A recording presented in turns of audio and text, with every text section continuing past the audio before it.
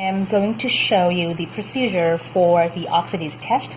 The Oxidised test is used to identify bacteria that produce the enzyme cytochrome C oxidase. Mostly aerobic bacteria that carry out respiration using the electron transport chain produce the cytochrome C oxidase. However, not all aerobic bacteria can produce this enzyme. Therefore, this test is very specific for those aerobic bacteria that produce the cytochrome C oxidase enzyme in their electron transport chain.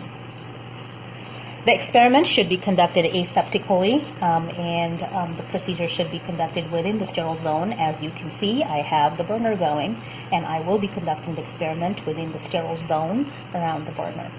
Also, you should be wearing full lab PPE to conduct this experiment, as we have a BSL-2 bacterial species here for this experiment. The PPE includes gloves, safety goggles, and lab coat. So to begin with, we have cultures of two bacterial species, Pseudomonas aeruginosa on TSA plate and E. coli on TSA plate as well. The reagent that we're using is called the Oxidised test reagent. Basically, we are using paper strip that are already soaked into the Oxidised test reagent and dried. So I'll be just pulling out a paper strip from this container here and doing the test on that paper strip. We also need sterile cotton swabs to conduct this experiment. One important thing about this experiment is that you should not be using the metal inoculating loop to transfer the bacteria onto the paper strip, because the metal of the loop can react with the Oxidised test reagent and oxidize the reagent, giving a false positive result. Right? So to avoid the false positive result, we are using cotton swabs to conduct the experiment.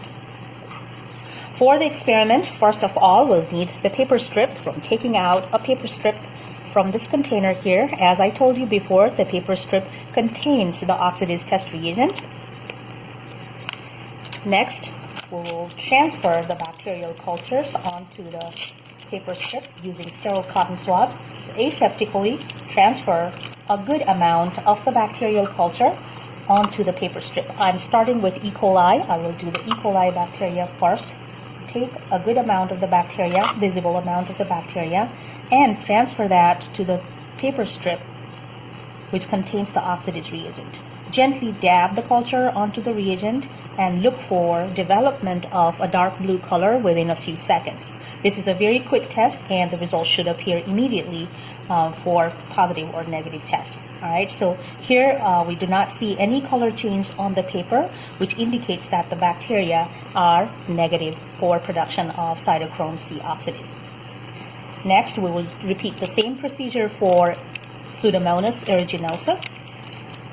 Using the other sterile cotton swab, transfer the bacteria onto the paper strip. I'm transferring it to the other side of the paper, and gently dab the culture onto the paper strip and look for development of deep blue or purple color immediately. And as you can see, this bacterial species has produced a very deep purple color on the paper.